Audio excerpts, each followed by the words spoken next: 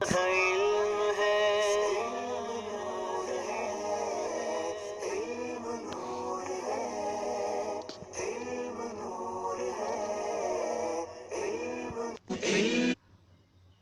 بسم اللہ الرحمن الرحیم۔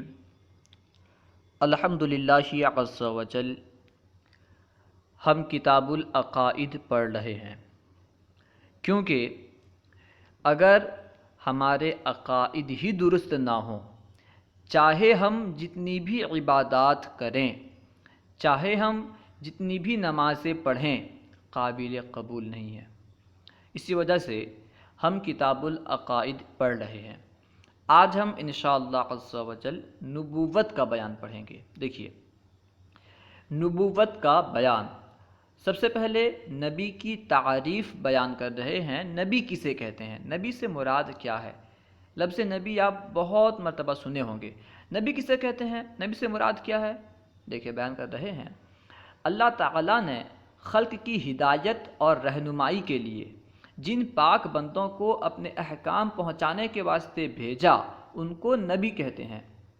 یعنی اللہ سبحانہ و تعالیٰ کے وہ پاک بندے جن کے واسطے سے اللہ سبحانہ و تعالیٰ ہم تک احکام پہنچاتا ہے، جنہیں اللہ سبحانہ و تعالیٰ نے ہماری ہدایت اور رہنمائی کے لیے پیدا کیا ہے، انہیں نبی کہتے ہیں۔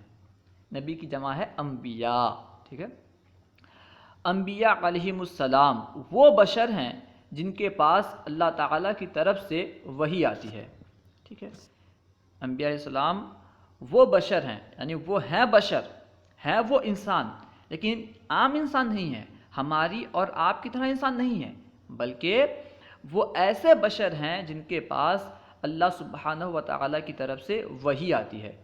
ہمارے پاس وحی نہیں آتی، ان کے پاس وحی آتی ہے۔ اس کے علاوہ اور بھی بہت سارے فرق ہیں، لیکن اہم فرق کہ ہمارے پاس وحی نہیں آتی، انبیاء علیہ السلام کے پاس وحی آتی ہے۔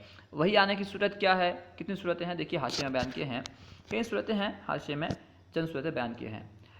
وحی کا لغوی معنی پیغام بھیجنا، دل میں بات ڈالنا، خفیہ بات کرنا، ٹھیک ہے۔ وحی کے یہ تین معنی آتے ہیں لغت کے اعتبار سے، ڈکشنری کے اعتبار سے۔ وحی کا لغوی معنی پیغام بھیجنا، دل میں بات ڈالنا، خفیہ بات کرنا۔ اصطلاح شریعت میں وحی اس کلام کو کہتے ہیں جو کسی نبی پر اللہ تعالیٰ کی طرف سے نازل ہوا ہو۔ اللہ تعالیٰ کی طرف سے جو کلام کسی نبی پر نازل ہوا ہو، اسے وحی کہتے ہیں، ٹھیک ہے۔ انبیاء علیہم السلام کے حق میں وحی کی دو قسمیں ہیں۔ نمبر ایک بالواسطہ اور نمبر دو بلا واسطہ۔ واسطے کے ساتھ، واسطے کے بغیر۔ بالواسطہ یعنی واسطے کے ساتھ، بلا واسطہ واسطے کے بغیر۔ بالواسطہ یعنی کلام ربانی عز وجل فرشتے کے وساطت سے نبی کے پاس آئے، فرشتے کے واسطے سے، فرشتے کے ذریعے سے نبی کے پاس آئے، اسے کہیں گے بالواسطہ۔ جیسے جبرائیل علیہ السلام کا وحی لانا، اور بلا واسطہ یعنی فرشتے کے وساطت کے بغیر، فرشتے کے واسطے کے بغیر، فرشتے کے ذریعے کے بغیر، فرشتے کے بغیر بنفس نفیس کلام ربانی عز و جل کو سننا۔ اگر نبی بنفس نفیس خود کلام ربانی کو سنے تو یہ وحی بلا واسطہ ہے۔ جیسے معراج کی رات حضور صلی اللہ علیہ وسلم نے سنا۔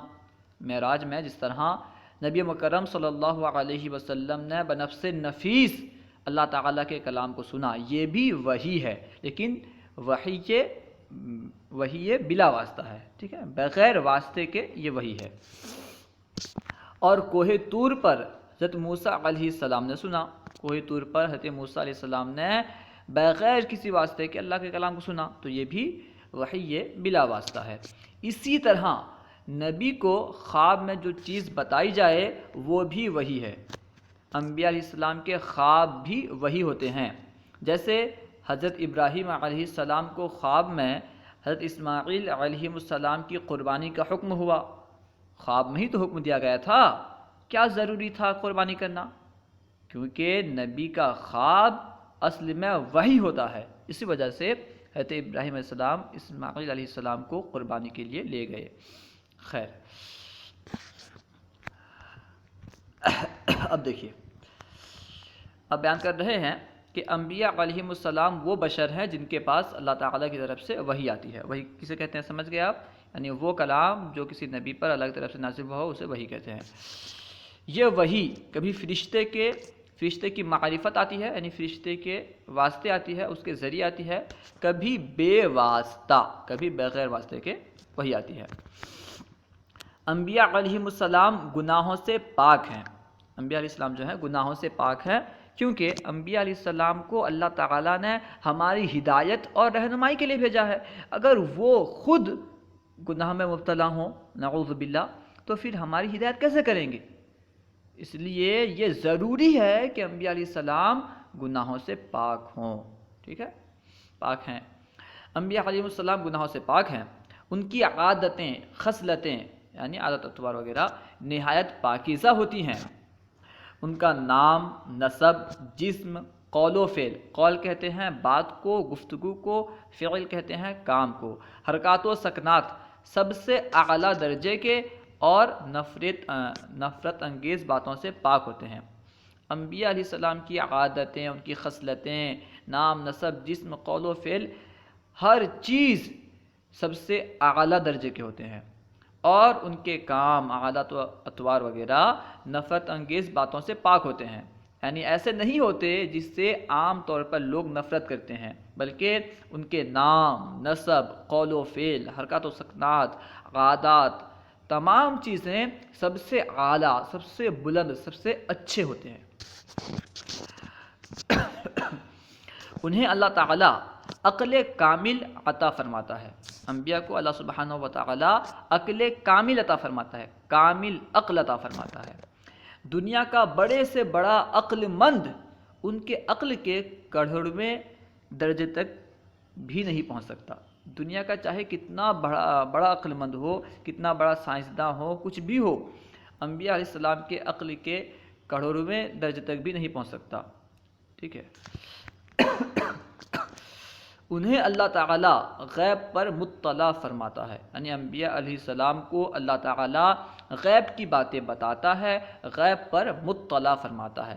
غیب کا ایسے لغوی معنی ہوتا ہے چھپی ہوئی بات، ٹھیک ہے، اور علم غیب سے مراد وہ چھپی ہوئی باتیں جو حواس خمسہ یعنی سن کر کے، سونگھ کر کے، دیکھ کر کے، چھو کر کے، چکھ کر کے، ٹھیک ہے، جس کو معلوم کیا جائے۔ یہ جو طاقتیں ہیں، سننے کی طاقت، دیکھنے کی طاقت اور سونگھنے کی طاقت، چھونے کی طاقت، اسے سب سمجھ لیجئے حواس کہتے ہیں، ٹھیک ہے۔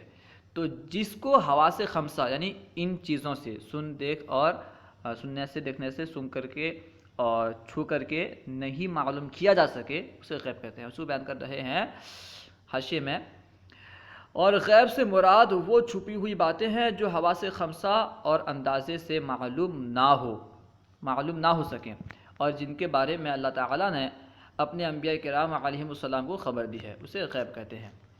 خیر، انہیں اللہ تعالیٰ غیب پر مطلع فرماتا ہے، وہ رات دن اللہ تعالیٰ کی اطاعت اور عبادت میں مشغول رہتے ہیں۔ وہ بندوں کو اللہ تعالیٰ کے حکم پہنچاتے اور اس کا رستہ دکھاتے ہیں۔ اللہ تعالیٰ کا کیا حکم ہے بندوں تک وہ حکم پہنچاتے ہیں، اور اللہ کی طرف کون سا راستہ جاتا ہے، یعنی رہنمائی کرتے ہیں، ٹھیک ہے، اور بندوں کو اللہ کے حکم پہنچاتے اور اس کا راستہ دکھاتے ہیں۔ نبوت بہت بلند اور بڑا مرتبہ ہے۔ نبوت ایک عہدہ ہے، ایک مرتبہ ہے، ایک درجہ ہے۔ نبوت بہت بلند اور بڑا مرتبہ ہے، کوئی شخص عبادت وغیرہ سے حاصل نہیں کر سکتا۔ اگر کوئی بندہ یہ سمجھے کہ میں عبادت کر کے نبوت حاصل کر سکتا ہوں، ہرگز ایسا نہیں ہو سکتا۔ عبادت کے ذریعے سے، اپنی کوشش سے کوئی بندہ نبی نہیں بن سکتا۔ جس کو نبوت عطا کی گئی وہی نبی کہلاتا ہے، ٹھیک ہے۔ کوئی شخص عبادت وغیرہ سے حاصل نہیں کر سکتا، یعنی نبوت کو حاصل نہیں کر سکتا، چاہے عمر بھر روزے دار رہے، چاہے عمر بھر روزہ رکھتا رہے، رات بھر سجدوں میں رویا کرے، تمام مال و دولت خدا کی راہ میں صدقہ کر دے، اپنے آپ بھی اس کے دین پر فدا ہو جائے، یعنی اپنے آپ کو قربان کر دے اس کے دین پر، مگر اس سے نبوت نہیں پا سکتا، چاہے کتنی بھی عبادت کر دے، کتنی بھی عبادت کرے، رات دن ہمیشہ عبادت کرتا رہے، اس عبادت کی وجہ سے وہ ہرگز نبوت کو حاصل نہیں کر سکتا۔ نبوت اللہ تعالیٰ کا فضل ہے، جسے چاہے عطا فرمائے۔ نبوت جو ہے یہ اللہ سبحانہ و تعالیٰ کا فضل ہے، وہ جسے چاہتا ہے نبوت عطا فرماتا ہے۔ نبی کی فرما برداری فرض ہے، نبی کی فرما برداری، نبی کی اطاعت فرض ہے، ضروری ہے، ٹھیک ہے۔ قرآن پاک میں کئی مقامات میں اس طرح کے مفہوم وارد ہوئے ہیں کہ اللہ اور اس کے رسول کی اطاعت کرو، اطیعوا اللہ و رسول، اطیعوا اللہ و اطیعوا الرسول، اس طرح کے الفاظ آئے ہیں، اطیعوا اللہ و رسولہ، اس طرح کے الفاظ آئے ہیں، ٹھیک ہے۔ تو نبی کی فرما برداری فرض ہے، ضروری ہے۔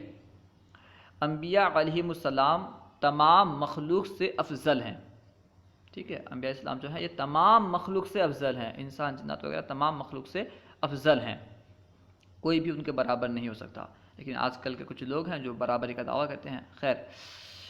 ان کی تعظیم و توقیر فرض، انبیاء کی تعظیم اور توقیر فرض، اور ان کی ادنا توہین یا تکذیب کفر ہے۔ انبیاء کی شان میں ادنا سی توہین یا کسی ایک بات کو جھٹلانا کفر ہے، انبیاء کی کسی ایک بات کو جھٹلانا جس کا تعلق احکام سے اور اللہ تعالیٰ کے فرمان سے ہو، جھوٹ ہے، کفر ہے، ٹھیک ہے۔ آدمی جب تک ان سب کو نہ مانے مومن نہیں ہو سکتا۔ انبیاء علیہ السلام کے فرمودات کو جب تک بندہ نہیں مانے تو وہ مومن نہیں ہو سکتا۔ جب تک انبیاء علیہ السلام کی تصدیق نہ کرے وہ مومن نہیں ہو سکتا۔ آدمی جب تک ان سب کو نہ مانے مومن نہیں ہو سکتا۔ اللہ تعالیٰ کے دربار میں انبیاء علیہم السلام کی بہت عزت اور مرتبت ہے، وہ اللہ تعالیٰ کے پیارے ہیں۔ ان انبیاء علیہم السلام میں سے جو نئی شریعت لائے ان کو رسول کہتے ہیں۔ نئی شریعت سے مراد کیا ہے؟ حاشیہ بیان کر رہے ہیں، یعنی اسلامی قانون، خدائی احکام، ٹھیک ہے۔ یعنی جو انبیاء علیہ السلام نئے احکام لائے، اللہ کی جانب سے نئے احکام لائے، انہیں رسول کہتے ہیں۔ تمام انبیاء علیہم السلام اپنی قبروں میں زندہ ہیں۔ کل انبیاء جو ہیں تقریباً 1,00,000 یا 2,24,000 ہیں، ٹھیک ہے۔ ان میں سے 313 بس رسول ہیں، خیر۔ تمام انبیاء علیہم السلام اپنی قبروں میں زندہ ہیں، جیسے دنیا میں تھے، جس طرح دنیا میں زندہ تھے اسی طرح قبروں میں بھی زندہ ہیں۔ ایک آن کے لیے ان پر موت آئی پھر زندہ ہو گئے۔ ان پر جو موت آتی ہے بس ایک آن کے لیے آتی ہے، اسی کو اللہ نے فرمایا ہے کہ انبیاء کو بھی اجل آنی ہے مگر ایسی کہ فقط آنی ہے، اس طرح کچھ شعر ہے آیات کا۔ دنیا میں سب سے پہلے آنے والے نبی آدم علیہ السلام ہیں۔ دنیا میں سب سے پہلے جو نبی آئے وہ آدم علیہ السلام ہیں، جو کہ یعنی آدم علیہ السلام جو ہیں ہمارے باپ ہیں، سمجھ لیجئے، تمام انسان انہی کی اولاد میں سے ہے۔ دنیا میں سب سے پہلے آنے والے نبی آدم علیہ السلام ہیں، جن سے پہلے آدمیوں کا سلسلہ نہ تھا۔ سب سے پہلے اللہ تعالیٰ نے انہیں اپنی قدرت کاملہ سے بے ماں باپ کے پیدا کیا اور اپنا خلیفہ بنایا اور علم اسماء عنایت کیا، یعنی چیزوں کے نام انہیں عطا فرمایا۔ ملائکہ کو ان کے سجدے کا حکم دیا، ملائکہ کو اللہ سبحانہ و تعالیٰ نے حکم دیا کہ آدم علیہ السلام کو سجدہ کریں۔ انہی سے انسانی نسل چلی، آدم علیہ السلام سے ہی انسانی نسل چلی، تمام آدمی انہی کی اولاد ہیں۔ حضرت آدم علیہ السلام سے ہمارے آقا حضور سید عالم صلی اللہ علیہ وسلم تک اللہ تعالیٰ نے بہت نبی بھیجے۔ قرآن پاک میں جن کا ذکر ہے ان کے اسماء مبارکہ یہ ہیں۔ قرآن پاک میں جن انبیاء کا ذکر ہے ان کے اسماء یہاں پہ ذکر کیے جا رہے ہیں، تقریباً 25 اسماء ہیں غالباً۔ حضرت آدم علیہ السلام، حضرت نوح علیہ السلام، حضرت ابراہیم علیہ السلام، حضرت یوسف علیہ السلام، حضرت اسماعیل علیہ السلام، حضرت اسحاق علیہ السلام، حضرت یعقوب علیہ السلام، حضرت موسیٰ علیہ السلام، حضرت ہارون علیہ السلام، حضرت شعیب علیہ السلام، حضرت لوط علیہ السلام، حضرت ہود علیہ السلام، حضرت داؤد علیہ السلام، حضرت سلیمان علیہ السلام، حضرت ایوب علیہ السلام، حضرت زکریا علیہ السلام، حضرت یحییٰ علیہ السلام، حضرت عیسیٰ علیہ السلام، حضرت الیاس علیہ السلام، حضرت الیوسع علیہ السلام، حضرت یونس علیہ السلام، حضرت ادریس علیہ السلام، حضرت ذوالکفل علیہ السلام، حضرت صالح علیہ السلام، حضور سید المرسلین محمد رسول اللہ صلی اللہ علیہ وسلم۔ یہ وہ انبیاء کرام ہیں جن کا ذکر قرآن پاک میں آیا ہے۔ اللہ و رسولہ اعلم۔ السلام علیکم ورحمۃ اللہ وبرکاتہ۔